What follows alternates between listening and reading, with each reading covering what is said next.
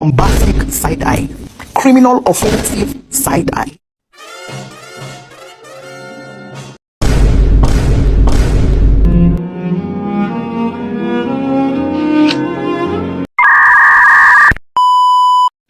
Assalamualaikum warahmatullahi wabarakatuh. Perkenalkan, nama saya Siti Aisyah dengan NPM 033323111072. Saya mahasiswi dari Universitas Hairul Quran Ternate, Fakultas Keguruan dan Ilmu Pendidikan dari program studi Pendidikan Guru Pendidikan Anak Usia Dini. Di video kali ini saya buat sebagai unduhan tugas UAS dari mata kuliah pengantar statistik di bawah bimbingan Ibu dosen pengampu Ibu Nurhamzah Mahmud SPD MPD. Baik teman-teman, di video kali ini saya akan menjelaskan tentang definisi statistik, populasi, sampel, dan juga data. Yang pertama, definisi dari statistik. Jadi statistik sendiri adalah ilmu yang mempelajari cara pengumpulan, pengorganisasian, analisis, interpretasi, dan juga penyajian data. Tujuannya adalah untuk menarik kesimpulan dan juga membuat prediksi berdasarkan data yang ada. Statistik dapat digunakan untuk menganalisis berbagai fenomena, mulai dari tren penjualan hingga efektivitas pengobatan baru. Kemudian ada beberapa pakar, ada dua pakar yang berpendapat tentang statistik, yaitu yang pertama Gesper, yang dimana Gesper ini mendefinisikan statistik sebagai ilmu yang berkaitan dengan cara-cara pengumpulan data, pengolahan dan analisisnya, menarikan kesimpulan, hingga pembuatan keputusan yang cukup beralasan berdasarkan fakta. Kemudian yang kedua Sir Arthur Leon Bowley.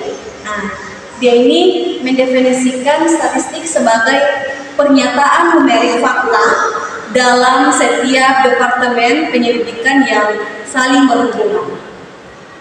Jadi dapat disimpulkan dari kedua pakar tersebut, meskipun dengan pendekatan yang sedikit berbeda, mereka bersepakat bahwa statistik merupakan alat penting untuk memahami dan menginterpretasi data. Kemudian Gesper yang menekankan pada proses komprehensif analisis data, sementara Bowley yang menyoroti aspek kuantitatif dan relasional data. Jadi gabungan kedua perspektif ini memberikan gambaran lengkap tentang peran statistik dalam pengambilan keputusan berdasarkan data valid dan interpretasi dengan baik. Adapun contoh penerapan dari statistik, misalnya contohnya seperti sebuah perusahaan yang ingin mengetahui efektivitas kampanye pemasaran baru dapat mengumpulkan data penjualan sebelum dan sesudah kampanye. Dengan menggunakan statistik, mereka dapat menganalisis data tersebut untuk menentukan apakah kampanye tersebut meningkatkan penjualan secara signifikan. Kemudian yang kedua, data.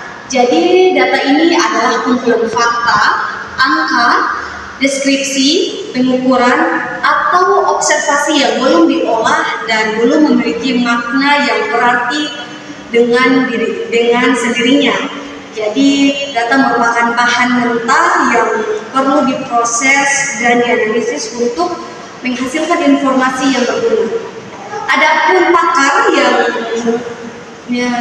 menjelaskan tentang data, yaitu yang pertama Claude Shannon, yang dimana dia berpendapat bahwa ini data adalah representasi informasi dalam bentuk yang dapat diproses oleh mesin. Kemudian yang kedua dari Boyce, jadi pandangannya menyoroti pentingnya data untuk memahami masalah sosial dan mendorong perubahan sosial. Jadi kesimpulannya, Shannon ini dia menekankan data, representasi dan pemrosesan data, sementara Du Bois dia menyoroti penggunaan data untuk pemahaman dan perubahan sosial. Kedua perspektif ini tentunya saling dilengkapi. Adapun contoh data itu seperti yang pertama kuantitatif, misalnya pada tinggi badan siswa, suhu ruangan, kemudian juga penjualan, kemudian yang kualitatif yang dimana itu warna mata misalnya hitam, coklat, biru, kemudian jenis kelamin dan juga ulasan pelanggan. Kemudian yang terakhir populasi dan sampel. Nah, definisi populasi dan sampel sendiri, populasi adalah keseluruhan kelompok individu, objek, pariwisata atau pengukuran yang menjadi fokus penelitian. Kemudian sampel ini sebagian dari populasi yang dipilih untuk mewakili keseluruhan populasi dalam penelitian. Adapun dua pakar yaitu Sir Ronald yang menyatakan bahwa kontribusinya pada metode sampling dan desain eksperimental membentuk bagaimana penelitian mendekati pemilihan sampel dan juga interpretasi hasil. Kemudian yang kedua William yang dia menyatakan bahwa memberikan panduan praktis tentang cara memilih sampel representatif dari berbagai populasi. Jadi dapat disimpulkan bahwa Fisher dan ini mereka menyatakan dasar-dasar metodologi sampling yang memungkinkan generalisasi yang valid dari sampel ke populasi. Contohnya, sebuah perusahaan ingin mengetahui kepuasan pelanggan terhadap produk barunya. Populasi adalah sebuah pelanggan yang telah membeli produk tersebut. Perusahaan mengambil sampel sejumlah pelanggan tertentu untuk diwawancarai. Baik teman-teman, mungkin itu saja yang dapat saya sampaikan di video kali ini.